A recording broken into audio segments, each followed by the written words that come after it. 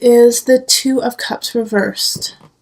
So for some of you guys, you might have had a breakup or a separation, a relationship that just wasn't working and you had to let go of it in August. Two of Cups energy is definitely a contract that you have to let go of. And then we have the Nine of Wands reversed, the Universe reversed, the High Priestess, Seven of Swords reversed, Eight of Wands, Four of Swords reversed, and the Knight of Swords reversed. Then we have the Magician, Ten of Swords reversed, and Knight of Cups, the Moon, Three of Swords, and the Page of Swords reversed. Okay, Nine of Wands reversed.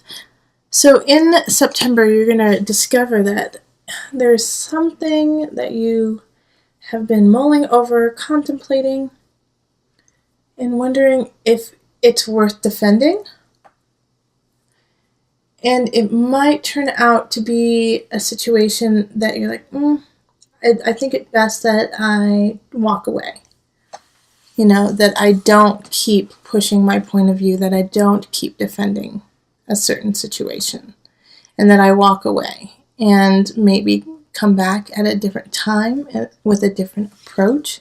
But the Nine of Wands is kind of saying, like, what you've been doing, though it has changed you and it is really strong, sometimes it's time just to separate from it and flow a different way. Put your energy into something else. Now, in relationship, we have the Universe reversed, we have the High Priestess, and then the Seven of Swords reversed. So let's start off with the really wonderful part of it is the High Priestess is upright. So you are feeling really connected with who you are and what you want in relationships. And that is what's going to be your foundation in September. However, you're going to have some situations arise that you may feel like you're getting slighted, you're getting cheated.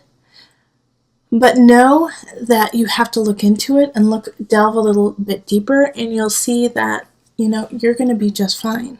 And that situation isn't going to, you know, they aren't really stealing from you. They aren't trying to cheat you.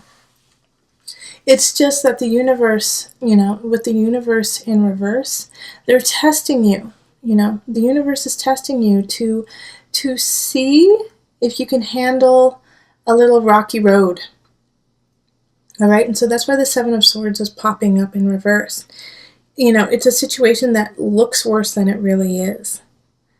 And so with the High Priestess energy within you, you have to look past just the outer and look really deep in. So it may appear to be one thing, but it's exactly the opposite. So look deeper in relationships. And so if you're single and you're going out with people and you're like, I don't know. They don't seem that great, actually. They don't seem like they really connect with me. Now, if your intuition in your gut says there's something wrong, don't do this. Listen to that, because High Priestess has intuition like no one's business. But if you're like, you know, I feel tired and I'm hungry and they're annoying me, then kind of look a little bit deeper and see if there's something else there, but, you know, with them that is actually really positive. Yeah, because with the universe, it's just topsy-turvy. And the universe is ruled by Saturn, and Saturn is in reverse in this reading. So Saturn is like hitting you hard with lessons because they're trying to teach you quickly. Now, if you are in a relationship and, you know, your significant other says, hey, I'm going bowling, and you're like, no, you're not. You're going out with somebody. Trust them. They're going bowling. They're going bowling. Like, can you sit and be okay with that? Can you sit and be comfortable with them going and having fun and coming back and still loving you? Okay. And in career, we have the Eight of Wands. A lot of choices are coming in. Four of Swords reversed. And then the Knight of Swords reversed. All right, so these three cards, don't sleep. Don't sleep, Gemini. Things are coming in, and I know that you might feel a little worn down, and emotionally, especially, you're just feeling just tired. But things are coming in, and if you don't go after them, then the Knight of Swords is going to take them from you. Okay, because the Knight of Swords is in reverse, so they don't want you to succeed. They are trying to stop what's coming in for you and take it for themselves. So if you think you have something in the bag, think again. Make sure you have your ducks in a row. Make sure you have all the information you needed, and then some. Double check, check again, and check a third time. Make sure everything is right and proficient. Because there's also an air of like, I already know this. I got this. I don't need to keep working on this. Yeah, I know you got it. I know you're amazing at it, but you still need to make sure everything is perfect, because one small slip up in this Knight of Swords is going to slice and dice you into little tiny pieces and then take your place. That was a little gruesome. I'm sorry about that. But do you get my drift? That's when we falter. That's when we falter, is when we get a little too cocky. And so we have to, keep ourselves in check. Don't sleep, Gemini. You are brilliant. That's why all of these choices are coming in. Yes, we love hearing what you have to say. Absolutely. But stay humble. Stay humble. And don't sleep. And by saying don't sleep, I mean get rest, absolutely. But don't wait. Don't wait for it to come to you. Make sure that you are at your destiny before. In abundance, we have the Magician reversed, and the Ten of Swords reversed, and the Knight of Cups. So in abundance, it's feeling like you don't have the tools to make things happen. And in a way, you may be blaming it on something from the past. Like, well, if this hadn't happened to me, then I would be in a different phase of my life right now, kind of attitude. But that's actually what's holding you back, is that kind of mindset of, well, if something hadn't happened to me in the past, then I would be much more successful now. Because a Magician in reverse is like the feeling of not having all that you need to succeed, but it's the Magician. So you do have everything you need to succeed and more. So it's all within you. It's just you feel like you don't have it. But the Knight of Cups is really wonderful to see here, because this is kind of like the beacon of hope. A water sign, Pisces, Scorpio, Cancer energy is coming in to help you, to assist you in finding your own abundance. It's, giving you a cup of water in the desert. And also, the Knight of Cups has this energy of coming in to help you realize your own worth and say you are the magician. Even though you feel like you don't have the tools, you have the tools of the entire universe. All you have to do is let go of this idea that the past has caused you all of your grief right now, and realize that all of your joy and possibility lies within the present. All right, in mind, body, soul energy, we have the moon. So we have the High Priestess that showed up and the moon. The High Priestess is ruled by the moon, and the moon energy is here, which, funnily enough, the moon in tarot is ruled by Pisces. Three of Swords, and then the Page of Swords reversed. All right, so with the moon energy, emotions are running rampant. Like it's hard for you to control them in certain moments of this month. And so you could go from a really, really high to a really low.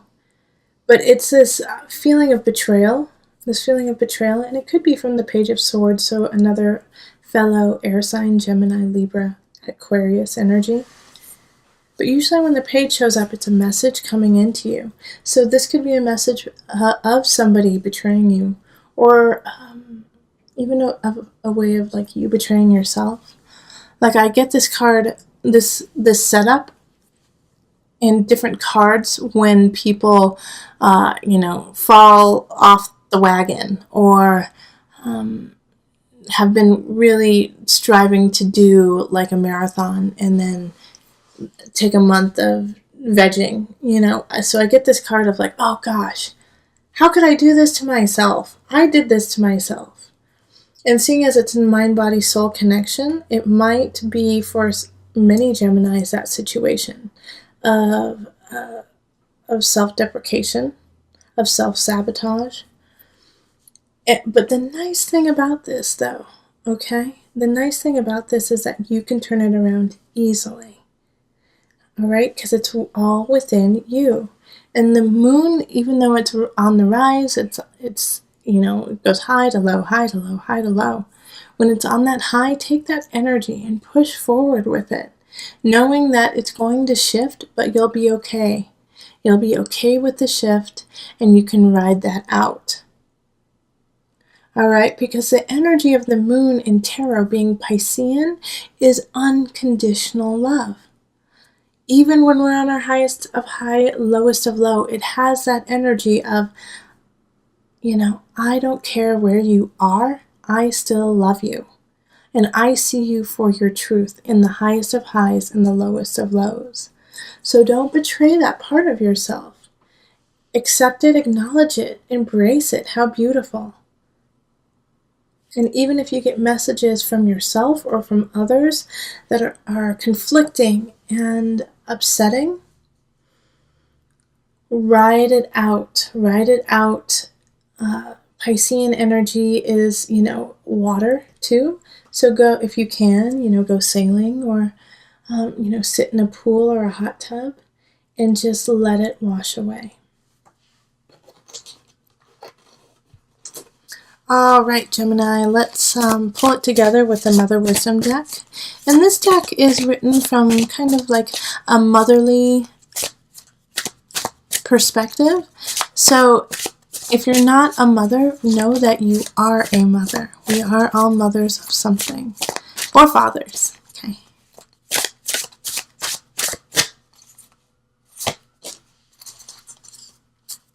All right, devotion. Isis.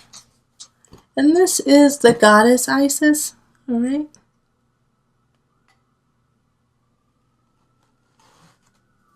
Okay. Where is the book? Here we go.